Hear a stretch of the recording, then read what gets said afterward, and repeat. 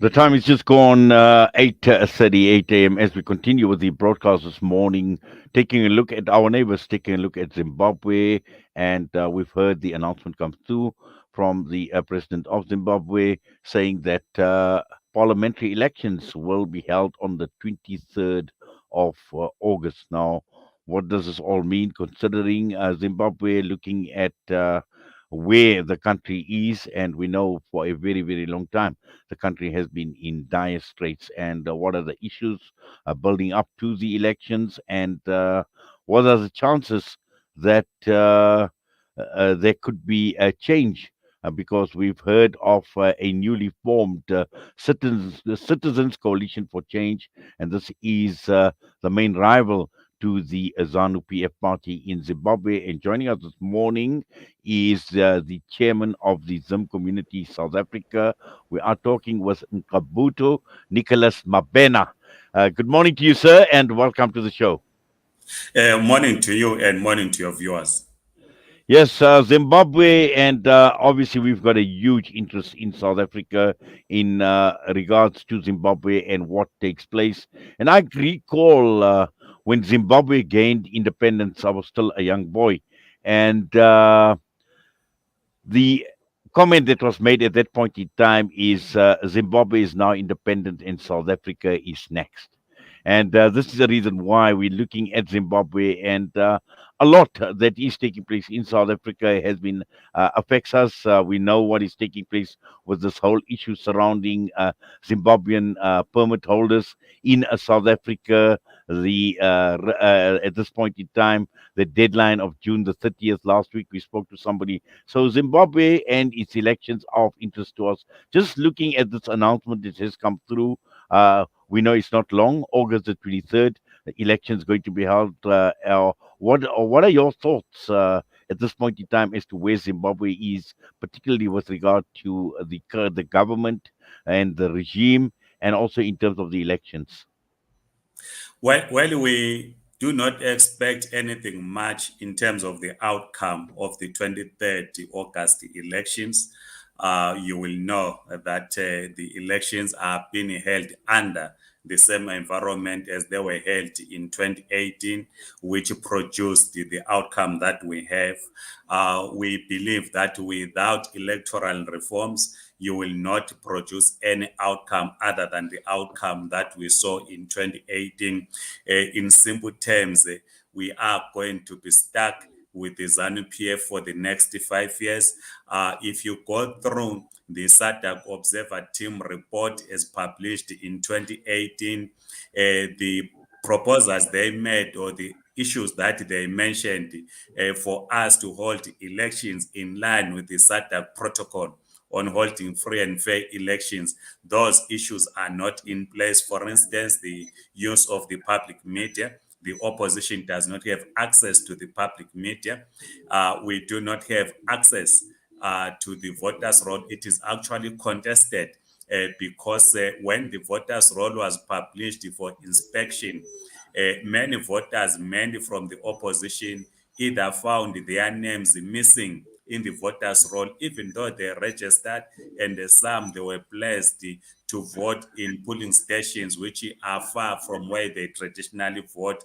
For instance, one's name will appear in a polling station which is 8 kilometers away from where they vote. So these are the challenges, and they point to an outcome that is going to produce only one winner, which is ZANU PF.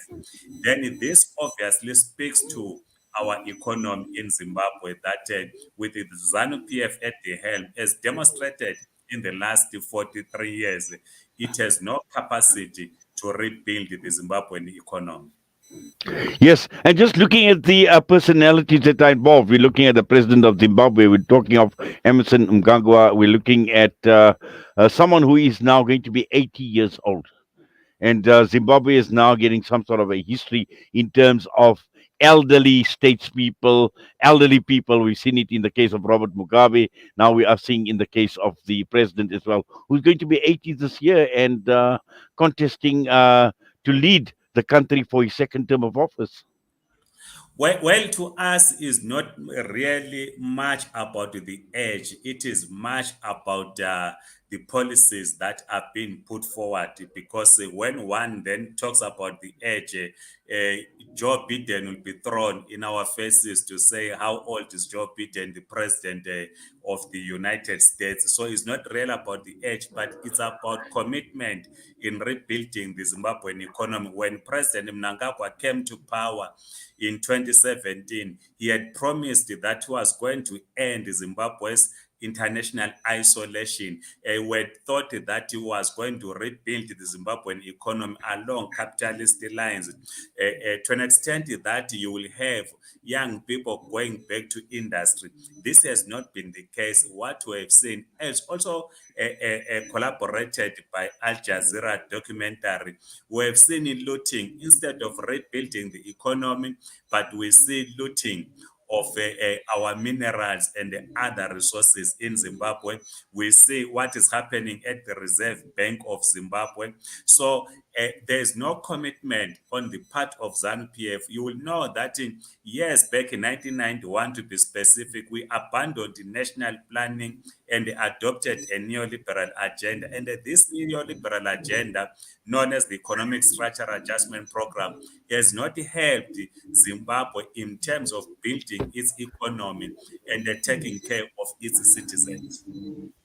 Yes. Now, just looking at the opposition, and we know the main rivals at this point in time is the CCC, the Citizens Coalition for Change, and this is now a newly formed party, and we know for any new parties to break ground uh, in uh, uh, in any election is difficult coming in for the first time round.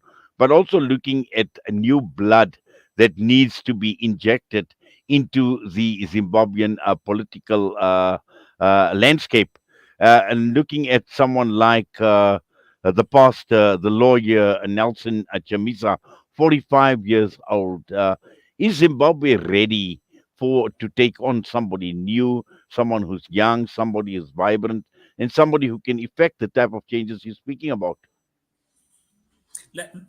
Of course, I have said that to us is not based on ageism. It's based on the policies. What are the policies that have been put on the table? And in fact, Triple C is not new. What is new is the name and the colors. You will know that the Triple C was the Movement for Democratic Change, as established in 1999. But of course, when it ran into problems, internal problems, which were state-sponsored, it decided to abandon the name MDC, adopt a new outlook, but it remains the same.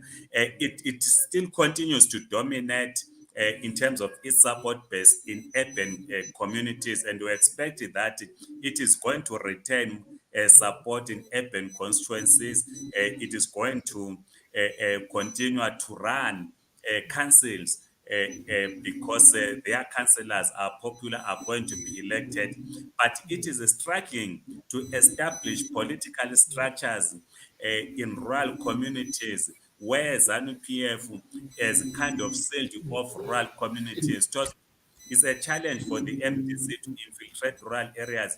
While you will see huge rallies by Triple C in Harare, in Bulawayo, and in other centers, but this is not the same in rural communities. So this is why we are saying that the outcome is going to be this similar to the outcome that we saw in 2018. And of course, this outcome, as it was in 2018, it is going to be disputed.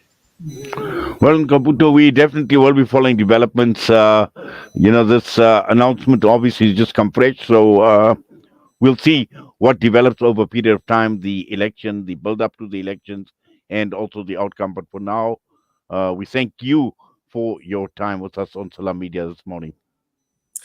Thank you so much for having me. The pleasure is mine. Ngqabutho Nicholas Mabhena, the chairperson of the Zim community in South Africa, with us this morning. Quick break, and we'll be back with Etiquini Secure.